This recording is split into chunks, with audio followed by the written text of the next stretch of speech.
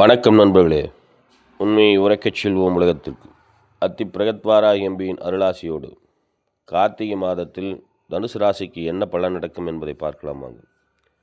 பதிவை பார்ப்பதற்கு முன் நமது வளர்வாராகி யூடியூப் சேனலை சப்ஸ்கிரைப் பண்ணுங்கள், லைக் பண்ணுங்கள், ஷேர் பண்ணுங்கள், நண்பர்களிடம் பகிருங்கள். நண்பர்களே, தனுசு ராசிக்காரர்களே, இந்த மாதத்தில்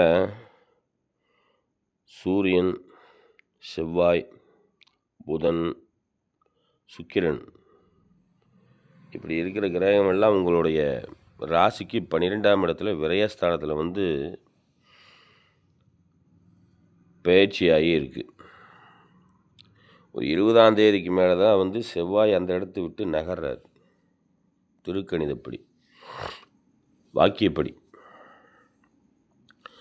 4ஆம் இடத்துலையே சனி வக்கரம் பெற்றிருக்குது.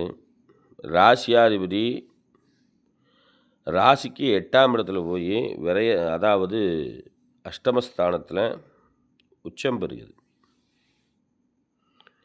இப்படி கிரகங்கள் எல்லாம் அனுகூல்யமற்ற தன்மையில் செயல்படுது. நீங்கள் இப்போ செய்ய வேண்டிய காரியம் உக்கிரமான பெண் தெய்வ வழிபாடு. காளி, வாராகி, பிரத்யங்கரா இதெல்லாம் எதுக்காக செய்கிறது அப்படின்னா, விரயங்கள் ஆகாமல் இருக்கும். வாழ்க்கை துணைவரனால் விரயங்களாகும். எதிர்வாளினம், பங்குதாரர்கள் இவர்களால் விரயங்களாகும்.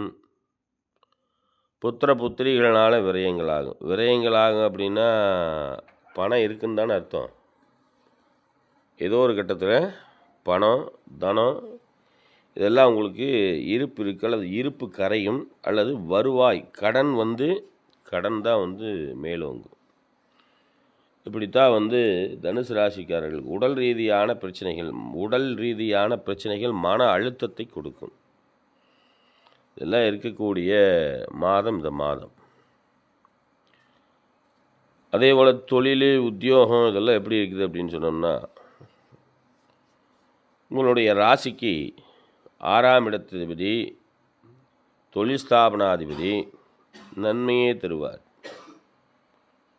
உத்தியோகம் நன்மையைத்தான் தரும். வியாபாரமும் நல்ல விதமான பலன்களை கொடுக்கும். ஆனால் பணம், தனம், விரயம் இவைகள்லாம் இருக்குது. வண்டி வாகனங்களில் ரொம்ப கவனமாக போகணும். முடிந்தவரை அம்பாள் வழிபாடு ரொம்ப, அதுலேயும்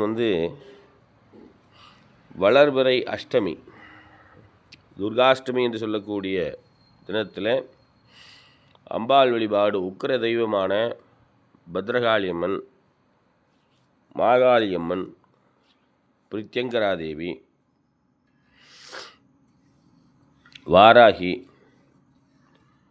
இப்படி உக்கிரமான தெய்வங்களை வழிபாடு செய்தீங்கன்னா வரக்கூடிய பிரச்சனைகளிலிருந்து தப்பிச்சிக்கலாம். மன அழுத்தத்திலிருந்து தப்பிச்சிக்கலாம். உடல் சோர்வு, சளி பிடிப்பது, கால் வலி, கால்களால் தொந்தரவு, உறவுகளால் பிரச்சனை, இப்படி இருக்கிற பிரச்சனைகளெல்லாம் தப்பிக்கக்கூடிய வாய்ப்பு இந்த மாதத்தில் இருக்குது. உடன்பிறந்தோர் ஆதரவு தருவாங்க. பெற்றோர், தாய் வர்க்காதிபதிகள், தந்தையார் வர்க்காதிபதிகள் இது எல்லாமே சங்கடங்களைத்தான் கொடுக்கும். இதுக்கு முழுமையாக நீங்கள் எல்லா விஷயத்துலையும் கவனமாக இருக்கணும். வார்த்தைகளை சிதறப்படக்கூடாது. நாசுக்காக பேசிட்டு அவங்கக்கிட்ட வார்த்தைகளை வாங்கித்தான் உங்களுடைய வார்த்தைகளை டெலிவரி பண்ணணும். கவனக்குறைவாக இருக்கக்கூடாது. எந்த வேலையாக இருந்தாலும் உங்களுடைய கவனம் உங்களுடைய வேலைப்பாட்டில் இருக்கணும். முடிந்தவரை அடுத்தவர்களுடைய பிரச்சனைகளுக்கு தலையிடக்கூடாது. சின்ன சின்ன காரியமாகத்தான் தெரியும், ஆனால் அந்த சின்ன சின்ன காரியமே பெரிய இடைஞ்சலை கொண்டு சேர்த்தும். யார் சொல்கிறதையும் யாருடைய பிரச்சனையை யார் சொன்னோம்னாலும் அதை காதில் வாங்கிக்கூடாது. இப்படியெல்லாம் இருந்தால் இந்த மாதம் சிறப்பான மாதம். நன்றி.